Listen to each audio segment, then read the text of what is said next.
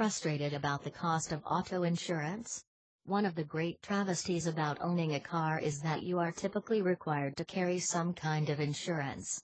Even if your car just sits in a garage in another state and remains undriven, there are circumstances where you will need to carry insurance coverage. Here are 4 things that every driver should know about their auto insurance to keep their policy bills as low as possible, in some cases taking the insurance coverage off altogether. Registered means insured in most states. When you have your car registered with the DMV in your state, when you have license plates and you have the registration certificate in the glove box, this fact generally requires you to carry some kind of insurance. There are some instances where you do not need auto insurance. There are some states where you can drive your car without coverage. But you should check with your state so you know what you need and what you don't before you buy a policy. Paid off versus auto financing. Another thing about auto insurance which many drivers are not fully aware of is that when you have an auto financing loan, you generally have to have insurance to cover that loan. Even if you're not driving the car, insurance is generally required on a car which is still being financed.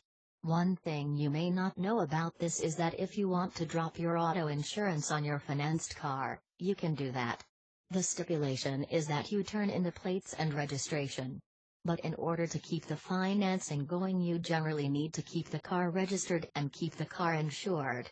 So even if you wanted to put your financed car up on bricks for a while and turn in your plates and registration so you could drop your coverage, most financiers don't allow the registration to be dropped.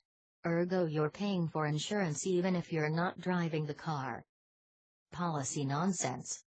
When you first sign up for car insurance, keep in mind that there are many coverage options that can be ignored.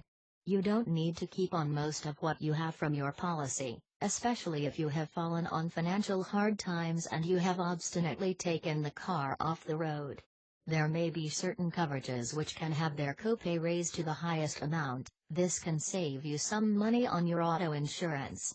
You can also eliminate many of the fancier points to your auto insurance which can help you save a little bit of money, like towing coverage and special rental reimbursements.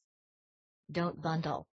One of the popular things now is bundle everything: car, life, homeowners, renters insurance and more. These bundle plans can wind up costing so much more than you'd think. Especially if you're young, you probably don't have all that much worth insuring in your apartment.